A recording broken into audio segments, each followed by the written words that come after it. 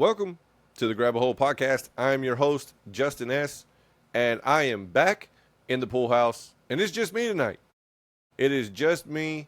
David and Damien have the night off. It is summer vacation for them as they are in the educational department for their regular jobs, and so they are on summer vacation, and they are enjoying it and having some fun. So tonight, it is just me.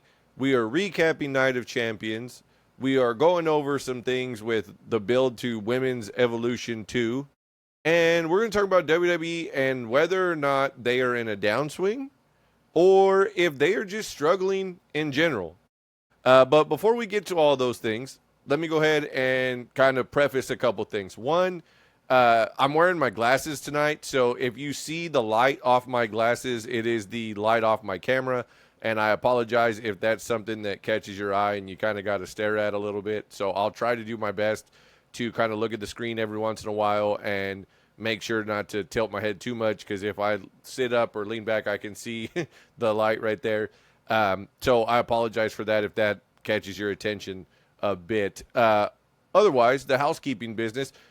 Last week, we got the episode up on Spotify for our predictions for Night of Champions. Unfortunately, there were some technical difficulties during the recording and after the recording of trying to get the episode onto YouTube. So last week's episode was not on YouTube, but it was, in fact, on Spotify. So if you want to go back and watch or listen to the predictions and verify the numbers that I have here with what we said and what we predicted, feel free. Like I said, the entire catalog from episode 1 all the way up to now, what this episode will be 111, is all on Spotify.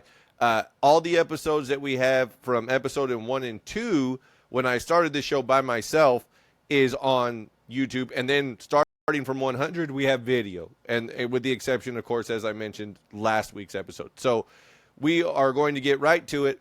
We're going to talk about the recap of Night of Champions to start the show. Predictions-wise, Damien came out on top at 5-1. Myself and David were both 4-2.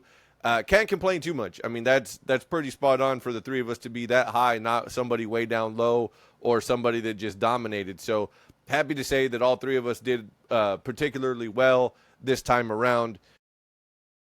We'll just go down the card and do the recap like we normally do for the shows. In the King of the Ring finals, Cody beat Randy Orton 19 minutes, 45 seconds. Over Raquel in their street fight, they went 14 minutes. We had Sammy over Karrion Kross. They went 13 minutes and 35 seconds. Solo took on Jacob Fatu. They went 12 minutes, 5 seconds, with Solo becoming the new United States champion. And Jade over Asuka in the Queen of the Ring finals. They went 8 minutes, 35 seconds. And in the main event, Cena took out Punk at 26 minutes and 15 seconds with a whole lot of chaos. So those were your winners and losers of the matches. But let's talk a little bit about the matches. Cody and Randy opened the show for the King of the Ring finals.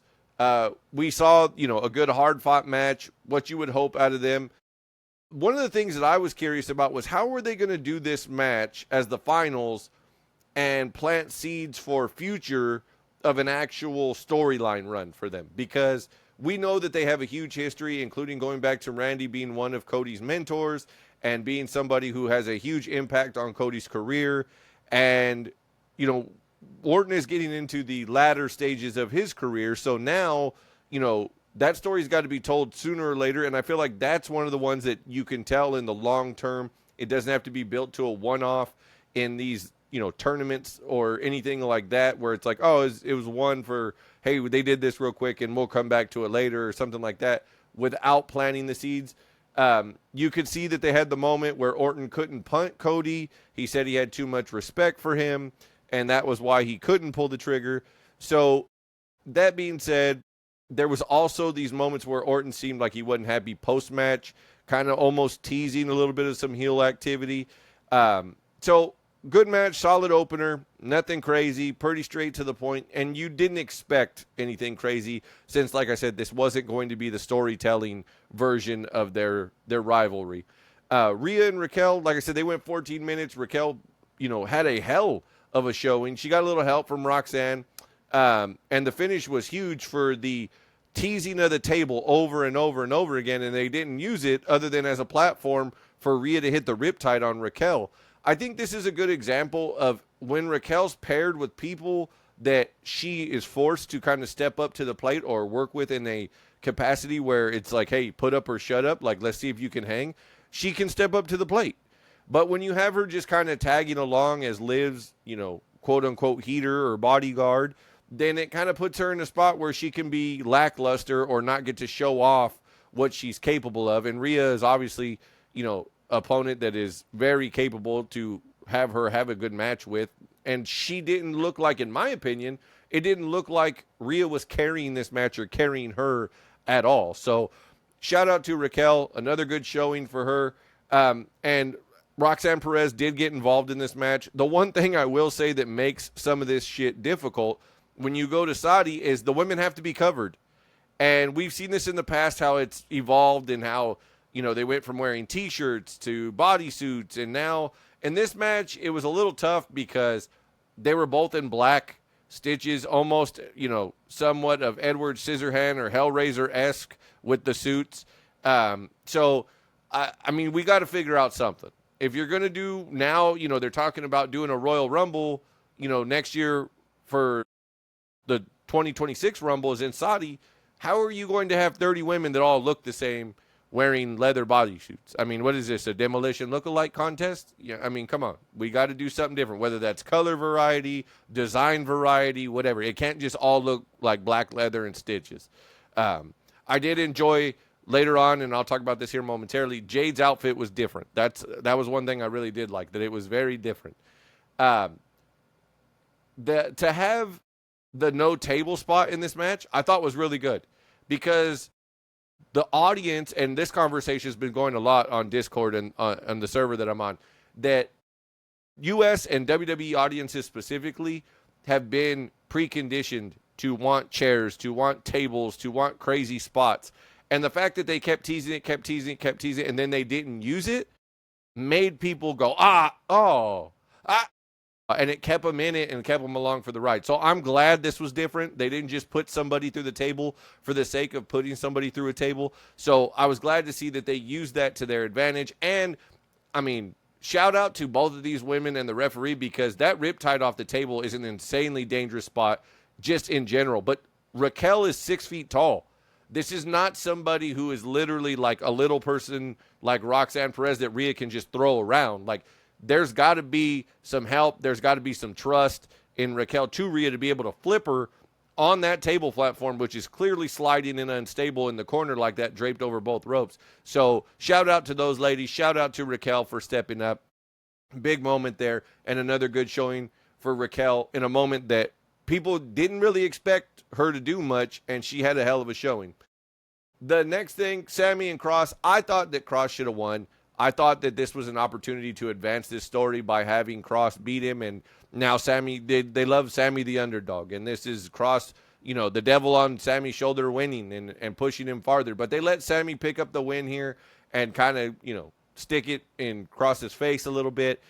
That being said, the follow-up on Raw in Pittsburgh, where he got jumped by Cross and Cross hit him in the ribs and busted him up going into his tag match, I thought that was a good way to follow. It shows you this isn't over. It was just the beginning, and Cross is still trying to bring out the darker side of Sammy, or the more hardcore side of Sammy. So I'm glad that this isn't over. I'm glad they just didn't let Sammy win and push Cross to the back of the line and be done. But I hope that this is something that they can really make something fun out of. Solo and Jacob, like I said, they went 12 minutes. I was a little bit shocked that they took the title off of Jacob so quickly. I thought they would let him be dominant, but the way that they did it, I'm not mad at. It showed that it took a group, from a returning Tongaloa to a debuting Hikuleo, who is now known as Tala Tonga. I feel like that's a little on the nose as for his height situation. But that being said, it took the whole group to take him down. And we've already seen that Jimmy has worked with Jacob. Could this be, and now Jay doesn't have the world title, so could this be the beginning of the reformation of the bloodline? Or are we going to see Roman do his own thing with Seth and kind of put together the bloodline that way, and they're going to handle more people, and it's going to be a full babyface run that we didn't get last year. But, I mean, the only thing that is being reported that would stop that is this Street Fighter movie that's got multiple guys from WWE being cast in the movie. So we'll see what happens. I'm glad that they did it this way, and I want to see what they're going to do going forward. And I hope that Solo continues to use the comedic aspect of his character, continues to use the things that has gone well and that he's evolved with in order to continue showing why he's, the leader of this group. And, I mean, hopefully they come up with a name for, like, Seth's group, but this group, I don't know if they need a name, because trying to rebrand them as something other than the New Bloodline, how it once was, and now you've gotten away from that name, I think trying to give them another name might be overkill. So you might just need to leave this as, Solo and his henchmen and let it be. And hopefully Tama Tonga, who was injured as well, returns quickly, because he really, I don't know if people really realize this, but his handling of Jacob while Tonga Loa was gone and Solo, he was a linchpin figure to that story. So I'm hoping that he comes back and they have something there to use him with and make sure that he's involved in a good way and not just there to be there. Jade over Asuka, like I said, Jade's costume as Storm from X-Men, super dope. I think she should have went with the short hair personally. That's just me. But I thought it was something different. I thought it was a cool presentation. And then, as we know, she's, the one getting the title shot at SummerSlam, just like Cody's going to get his title shot at SummerSlam. Over Asuka. Asuka had a good run. It was a good way to continue to build a returning Asuka, but Jade with Naomi holding the briefcase and where they're going with Evolution and SummerSlam, this is a nice piece to making this a main part of the story that will now, originally was not, but now involves the WWE Women's Championship. So this will be a fun way. Hopefully they continue to weave this in a positive way for the story purposes. And as we know, Bianca is still waiting to return from her broken fingers and whatnot from that situation of injury. So hopefully she'll be coming back soon to be a part of this story, and they can help, figure out what they're doing with her and elevate this story even more. Cena and Punk. There was a lot of people involved in this. This was the first time in a while that I felt like everybody involved had a legit reason to be involved. I know there was some people that were legitimately upset about Penta doing his walk instead of running down. But that being said, I don't think that it was crippling to what was going on. I do think that the guys that were involved all had reasons, whether that was Penta from the week prior, eating Breaker's spear off the springboard and Seth telling him to stay out of their business and leave us alone. Sammy obviously intertwined in that story for a little while now. LA Knight is intertwined in that story as he will get Seth Rollins at Saturday night's main event, as we found out on Monday. And then obviously Punk's history with Seth and those guys is well storied.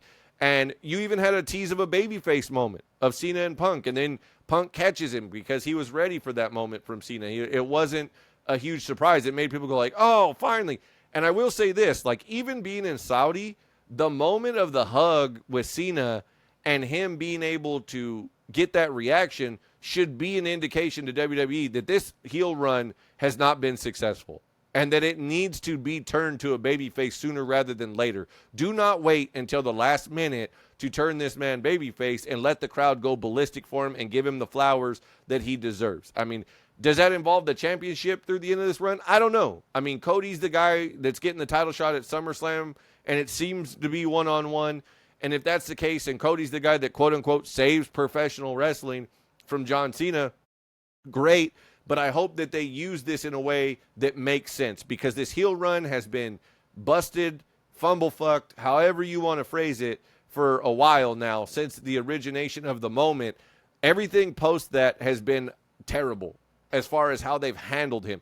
The first time Cena finally looks like he's engaged in somebody and not the fans was Punk. And that's taken too long to get to that point. The point of contention should not have been the fans for this long. There was no reason that was given why he was intertwined with The Rock. No reason given why he was intertwined with Travis Scott, who has also disappeared into the night. Not that that bothers me very much. I don't give a damn, and I don't think he should be there. But reading what I read this morning is that he had plans to be there at Money in the Bank, and that was going to be part of a thing where he got to be involved with that.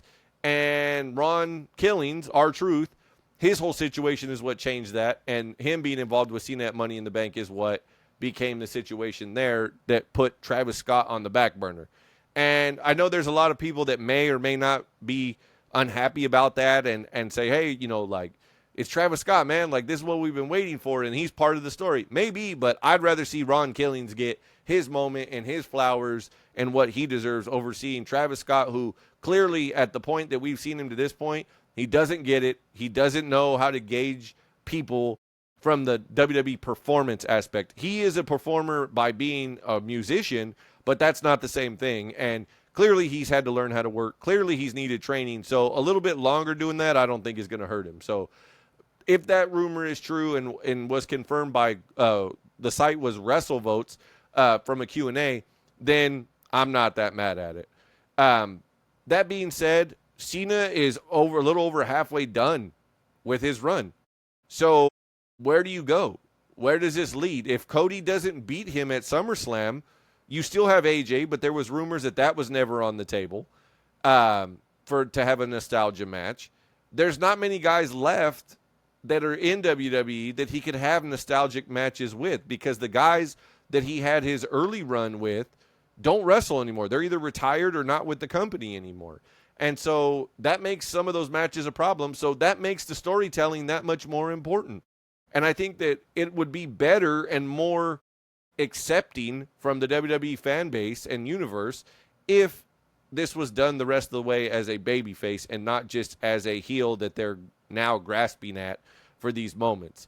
I will say that I read somewhere that Dave Meltzer reported that the WWE planted a guy at the kickoff show of Night of Champions in Saudi. It was the guy that Punk personally apologized to, and that it was more about him apologizing for the tweet and the comments he made. And then, you know, he shows up there.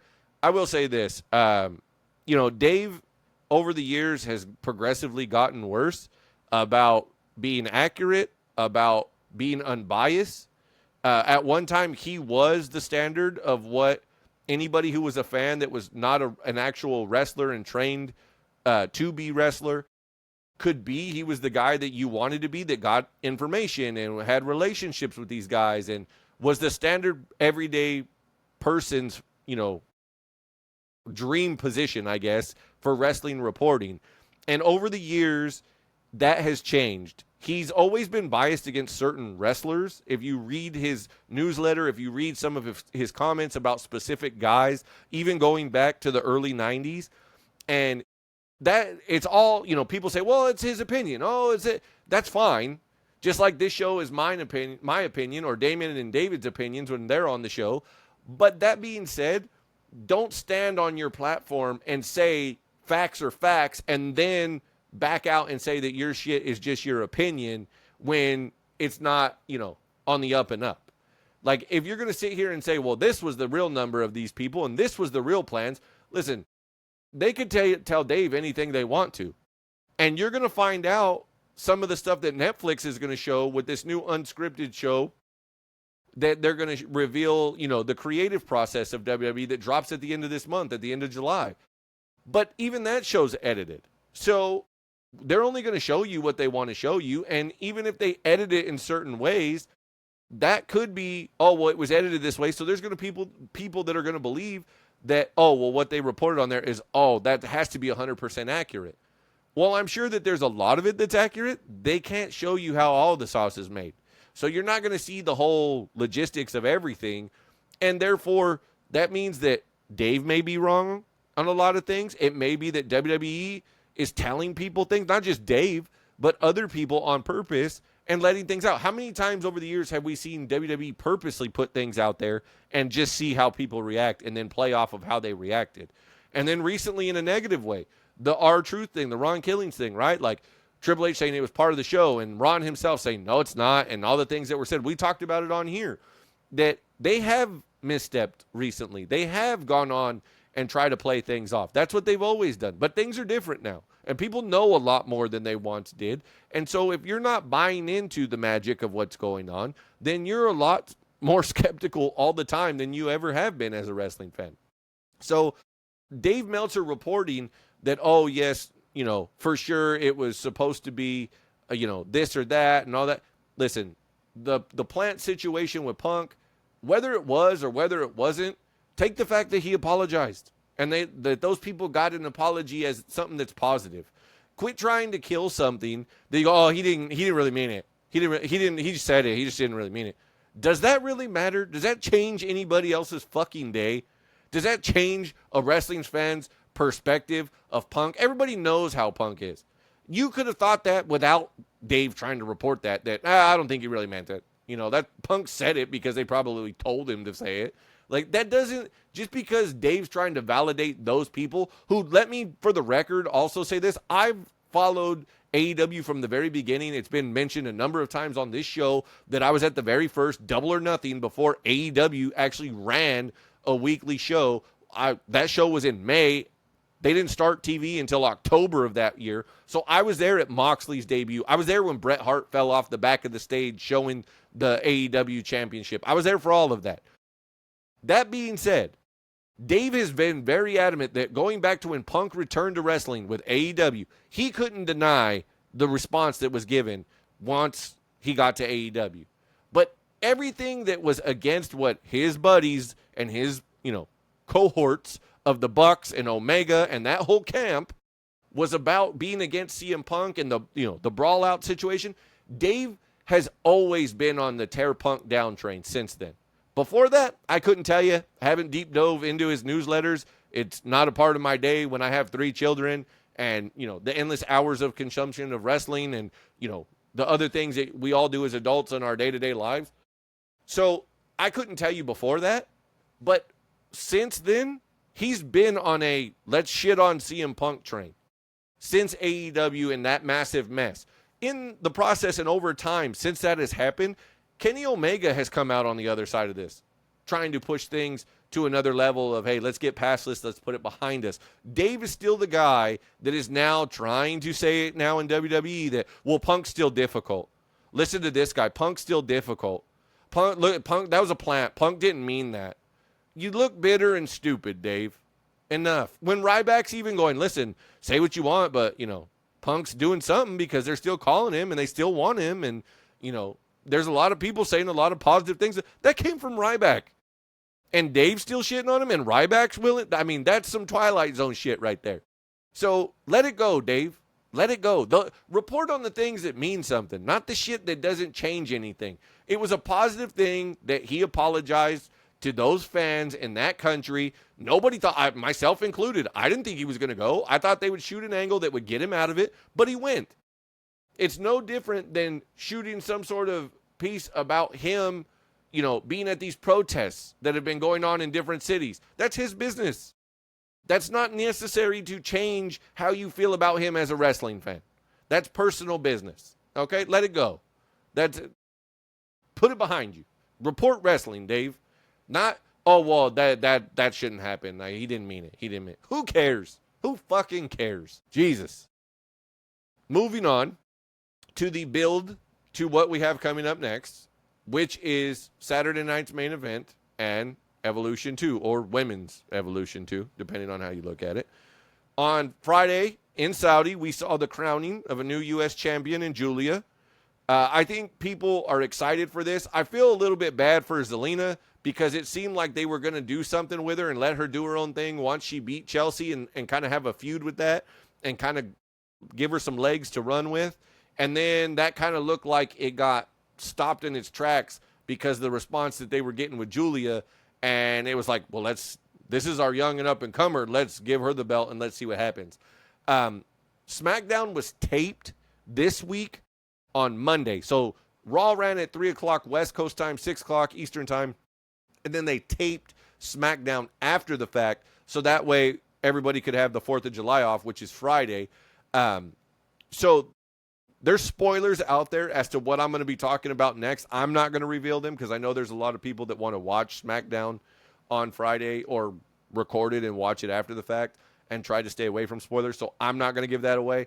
But I will say that it's going to be interesting what they do with Julia and that Tiffany will be defending the WWE Women's Championship at Evolution. So they're going to have Io and Rhea which we saw on Monday, as now Io challenged Rhea. It wasn't the other way around, which is an interesting piece, which will tie into what I'm going to get into after we talk about this. Io and Rhea for the women's world title. Tiffany and somebody for the WWE Women's Championship. Julia will be defending her U.S. Women's Championship at some point in the show against some other people. So we're going to see what they're going to do here. And then we saw on Monday also Bayley and Lyra went to a double pin, which would seem to allude to the fact that they're going to go ahead and do a triple threat match for the Women's Intercontinental Championship with Becky, Bayley, and Lyra, which that story being intertwined, I like that they're not just trying to do a one-off for the show, that there's something there, there's some history there. We all know that Liv, had some stake in the game of her possibly being in a championship match or at the very minimum working with Nikki Bella, and now that's had to pivot. But that being said, it seems like they're going to want to showcase Julia. I would assume Stephanie Vacour will be on the show in some capacity. So they're going to go ahead and put on a show of what would seem to be present talent, future talent, and Nikki, and if they get anybody else involved, legendary-wise, you could see the past. And I think that, I don't know if there's ever been a more stacked roster from top to bottom, from NXT to SmackDown to Raw as a whole. Maybe not on one individual show, but as a whole in the company, where doing this pay-per-view is going to show off a lot. I mean, you still have Charlotte and Alexa. They seem to be headed towards a tag team situation, which was announced on Raw that there will be a fatal four-way for the women's tag team match. So Raquel and Roxanne are now partners. They're going to defend the tag titles at Evolution. It would seem that Alexa Bliss and Charlotte, they're headed that direction. There's going to be an NXT team that's involved with this, and there'll be one more team. So they're going to be able to showcase a lot of talent. Like we said, somebody who's an up-and-comer with Roxanne, same match, you got Alexa and Charlotte potentially being in that match, as that has, seems to be the direction they're headed. We'll see coming out of Friday if that's the direction closer that they're headed, or if they're going to go one-on-one. I mean, personally, I could see it going either way. I mean, they've had some issues here and there, so them going heads up wouldn't exactly be a bad thing either. Then you also have the importance of this build. And I bring up the importance of this build to this show for two reasons. One, you have Saturday night's main event directly against it. Next to it, Saturday night, Evolution, Sunday. They already have Gunther and Goldberg for the world title and Seth versus LA Knight on Saturday night's main event. I don't personally think that it's a big deal. I think that Evolution needs to overshadow Saturday night's main event, even if this is Goldberg's retirement match. I think that they need to do a good job of telling stories for these women to the show and to help set up what comes up after the show. Because out of this comes SummerSlam, which for the first time ever is 2 nights. So what you could be looking at is some in-depth storytelling that could take us into the next show and beyond. And not just, well, we did a one-off show or a dream match because it's Evolution. Last time they did Evolution, it didn't seem like there was any indication that this was going to be anything beyond one show. A la ECW's One Night Stand, right? It was supposed to be a one-night deal, and then it was over. So we put together these matches that would be the ideal matches if you were a huge ECW fan. So the idea of the first time around with Evolution was, let's put together matches and bring people in that if you didn't watch women's wrestling, it's going to catch your eye. And if you did watch women's wrestling, ideally this is who you would like to see go head-to-head. This time around, they got a roster that's stacked. And, to be fair, if they really, really wanted to dig deep, they could bring in some TNA women's talent. If they really wanted to dig deep and give them a rub and a showcase, it wouldn't be a bad idea. Because that would help bring more eyes to TNA, who they have the partnership with.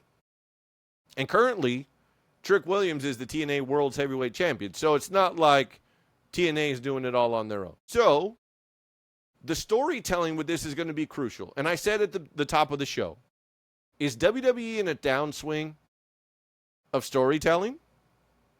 Or are they just beginning to give up on the importance of how to tell a story? Right now, if you look at the things that most people are invested in, people are invested in El Grande, Chad Gable, who is now hurt, which potentially could be El Kaiser at this point, Americano. That story is something that's intrigued people, if nothing else, for the goofiness of it.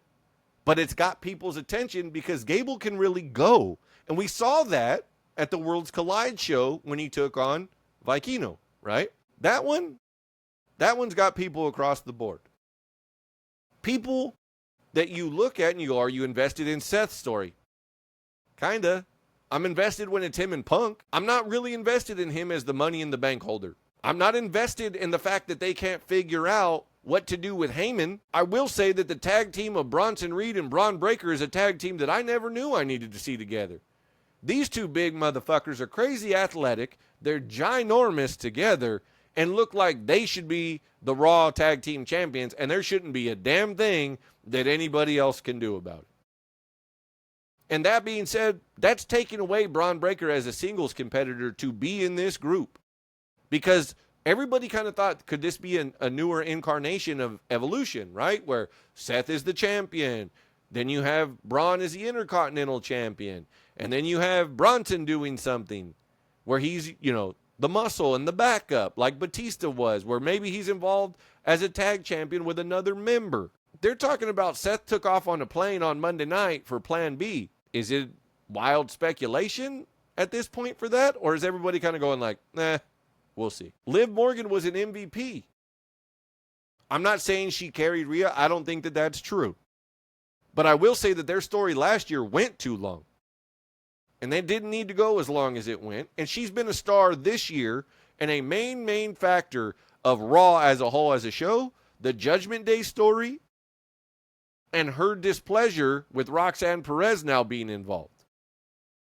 But if you're a deep dive person, is this a carbon copy of this was Rhea's family and Liv infiltrated and took them away? Is that what we're looking at here? We're just adding a new element with Raquel being already in the mix? Is it copy and paste? This story isn't just about Liv being hurt now. Now it's about Finn's Judgment Day, his vision of what the Judgment Day is. Now you're seeing it come together. They're saying that Liv's going to be out for the rest of the year due to injury. Does that mean she's not going to be on TV? We'll see. I highly doubt they would keep her off TV for that fucking long when you're seeing how this is going to play out. That being said, is that a story like the El Grande story that people care about? It's their main story, so you kind of care about it more than the others because they're getting the most time amongst the entire group. From Dom to Finn and JD winning the tag titles again this week, to Raquel and Roxanne and what they're doing with them as now the women's tag team champions as partners. It's enough to make you give a shit. But are you enthralled? I don't know. There's some weeks I am, and there's some weeks where I'm like, well, that was just another episode. They have consistently missed once making people champions. Cody finishes the story. His championship run after kind of falls short. Some great matches. I'm not going to say he didn't have great matches. He had some great matches. But the story itself of storytelling that could have been there with AJ, the storytelling that could have been there with Logan wasn't there. The storytelling you could have told with Randy, they never pulled the trigger. The Orton stuff or the Owen stuff, that was the first time where you went, cool, they're going to do something long term. But they went straight to that ladder match, in my opinion, kind of quick. So you have this imbalance right now, I feel like, where some stories are being rushed, and it's just the match. And then on top of that, other stories are going too long, and they're dragging. A big problem for WrestleMania this year. It was 2.5, 3 weeks later in the year than normal. You figure with more time, that gives you more space to kind of rotate people and keep stories alive and video packages. WrestleMania fell short this year based on that. And now we went from 12 weeks of let's get to WrestleMania. I mean, when you look at the beginning of the year compared to now, look at the problem. Netflix debuts January 6th. You have the Rumble. You had Chamber. And then you had like 8 weeks to get to fucking WrestleMania. 3 shows. 3 shows before WrestleMania. Post WrestleMania, we've had Backlash already, Money in the Bank already. We've had one Saturday night's main event, another one coming up. We got Women's Evolution, a 2-night SummerSlam coming up. After that, we're going straight to the Clash in Paris at the end of August.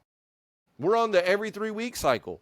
We've had Worlds Collide, if you want to count that one. There is a lot going on that should be, hey, we need to stretch some of these stories out. And you're only doing 5 matches? There's no reason to not tell these stories. I'm sorry, but I don't believe the idea of every story should be told equally or every match should have equal time. Some matches don't need it. Some matches warrant it. But I feel like WWE, since this merger has been finalized, since they've gone over and and I've said this in several circles at this point, and I feel like I'm the only person saying this. Since the business has been taken over by business people, it has impacted the storylines on TV. And I said this about the comparison to WCW. When WCW got taken over by Warner Brothers Discovery, well, now it's Warner Brothers Discovery. Back then it was just Warner Brothers. When Turner sold it and it became something totally different because the wrestling people didn't get to run the wrestling business, it changed everything. And you can't tell me that there's not something similar going on now. We have the most access to this product that we've ever had. We have the most consumption of this product that we've ever had. Sometimes less is more. They confirmed on Raw, SmackDown's going back to 2 hours. So now you're going to get roughly 2.5 out of Monday, 2 on Friday. That's 4.5. You're getting 2 out of NXT. So that's 6.5. You're getting 2 out of TNA. That's 8.5. And if you watch AEW, depending on the week, you're getting 2 more there or 4 more there, depending on what their show's preempted by of NBA and NHL playoffs. You're looking at almost 20 hours, 15 to 20 hours a week of wrestling without a Saturday night's main event and without a PLE or pay-per-view from any of those companies. So with that in mind, if we're seeing all this, not everything's going to be a home run. That's okay. Not everything needs to be a grand slam or a walk-off or a crescendo moment. But I feel like, as of late, we're back in this kind of rut, I guess if you want to call it, and it makes me question, are we at a point with WWE where we're in this rut and what we'll call a downswing, because it's cyclical, right? There's ups and there's downs. Or is Endeavor Impact on the WWE changing the focus of what it should be? Because they're making money hand over fist. Don't get it twisted. Don't try to overextend yourself into reading business aspects of what this is about, what's in debt, what's the payroll, and don't. All right, you're not in on those calls. You don't know what that's like as a whole, the majority of us. If you try to go down that rabbit hole, you're either going to confuse yourself or you're going to find yourself saying things that aren't actually factual, and you're going to sound like Dave Meltzer. That being said, there's a very real impact that is happening on weekly television. They're worried about the consumption of things. I'm very much of the thinking that there's an art to this. Be more artsy. That doesn't mean that the length of a story has to be 6 months long every time, or a title reign's got to go over a year every time. Know where to pick your spots. Know when a guy should turn or a girl should turn. Know when it's time to get the belt off of somebody because you've created a star that's on the rise. And there's somebody that's undeniable. Stop trying to strap the rocket to everybody. Quit trying to squeeze the juice out of every single person that the people get behind. You know, they played it right with Cody by giving him a year, and then everybody went to Mania and went, oh, at 40, he's got to lose, right? Like, he can't do that. He's got to lose. The Rock's involved. He's going to lose. Truth be told, he had to win, or people were going to give up on him. And that story that was 2 years in the making and splintered off of the bloodline. So understand that the stories that were told with the bloodline for 4 or 5 years, Cody's finish your storytelling. Those things were huge. But not every story is going to be like that. But it can have depth. Make people invested. Quit trying to play the Vine line or the TikTok line where you got a minute. Like you're on Shark Tank trying to pitch to the millionaires. I got a minute. Make me believe.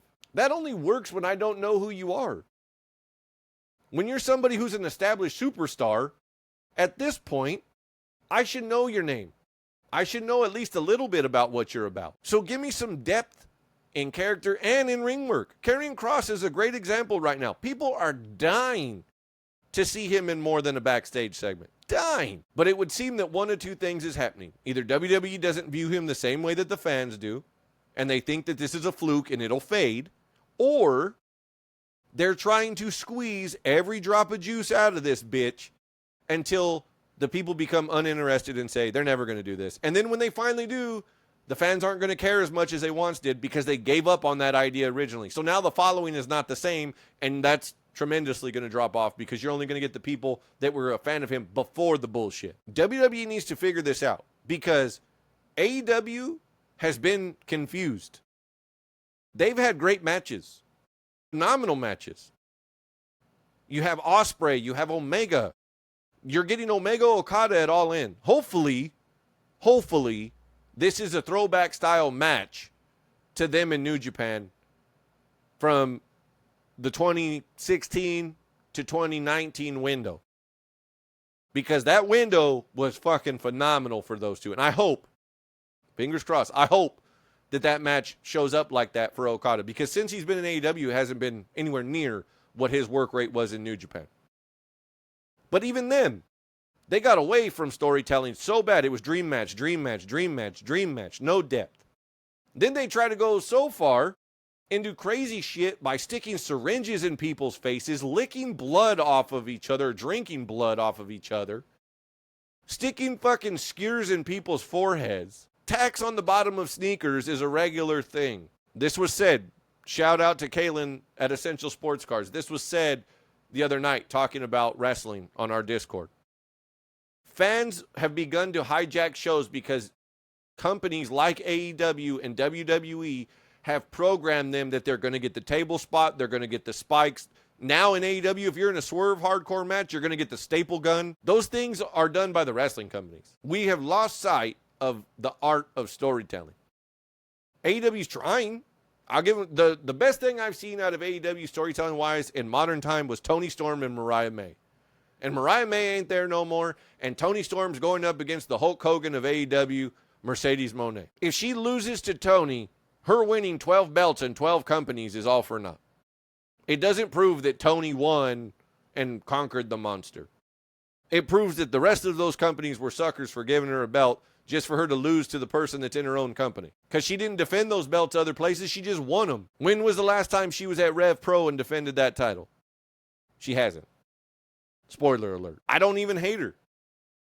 But this idea of she's got to be winning and collecting all these belts, didn't they just do that shit 3 years ago with Kenny Omega? He was the TNA champion, the AEW champion. They did that shit in TNA with Kurt Angle. The belt collector bit is played. Not to mention, she's the champion of promotions, and unless you're a super wrestling fan that follows indies, you have no idea whose fucking belt she's holding anyway. So, neither side is ahead here. But, when you look at things like TNA, they're trying. They're trying to tell stories, but they don't, and Bully Ray said this not long ago this week on Busted Open. They just don't have the eyes for it. They don't have the audience for it. Their part of the partnership with WWE needs to bring more eyes to them. They got to stop thinking small money ball and start thinking, hey, maybe we need to move up a little bit here. Take some big swings here and there at our big event. Because they're doing a job where stories are interwoven. And if you want to talk about somebody outside of WWE that involved the Bucks, that involved Omega, that involved Cody, Tama Tonga Loa, Ring of Honor, New Japan's partnership, and the storytelling that they had that was intertwined with YouTube, of all places. And the Young Bucks YouTube channel called Being the Elite, which was a weekly show, they used to continue storylines on these two shows because they didn't all have American TV deals on channels that made sense that everybody could find. So you can't tell me it's not doable. That's why I found an appreciation for the Bucks before all the shit changed that they've completely gone the other direction with in AEW. I was a big Bullet Club fan. I was a big Young Bucks fan because they tried to do something in storytelling. It wasn't just let's have a ladder match. Let's just do the super kick with the spikes or the Legos from PWG. They told long arcing stories that had twists and turns and depth. You mean to tell me the multi-billion-dollar company in WWE and the multi-million-dollar company in AEW can't figure this out? So are we in a downswing, or have things become so much about the short-term attention span of the consumer and the money involved to the company that storytelling in the art of wrestling is fading in the United States? Something to think about. Something to think about. Like I said, this week, it was just me talking all these things. Hopefully, schedule-wise, I can get the guys back. If not both, hopefully one. We can do this again next week and do our follow-up. Like I said, I apologize in advance. You know, I'm wearing my glasses this afternoon, evening, depending on when you're consuming this. And I know when I look up farther than that right there, you're getting the reflection off the light on my camera. I apologize if that continued to catch your attention throughout this episode. But I needed them today, so sorry. If you are not already, please make sure that you subscribe to us right here on YouTube. Hit that bell so that way we can continue to grow this and continue to push things forward with this podcast as we and I are trying to continue to grow this thing to where it can be a full-on side hustle. Sponsorships, you know, whether that's, you know, ad reads, whatever. We want to do the whole nine. We want to make this a thing. You know, big dreams, you know, don't let people tell you can't have big dreams. Turn this into a studio show with the podcast, with a real podcasting studio. It would be phenomenal. But we can't do that unless we have the support of you guys by hitting that subscribe button, hitting that like, that thumbs up like, so that way you get these as soon as they drop and show some love. I appreciate you guys. Always. Thank you for listening. Thank you for watching. And normally I tell Damien at this point, what does he have for the people? But tonight, I'm going to give a shout out just for the hell of it to my wife, Angie. I love you. And we will see you guys next week on another episode of the Grab a Hold Podcast.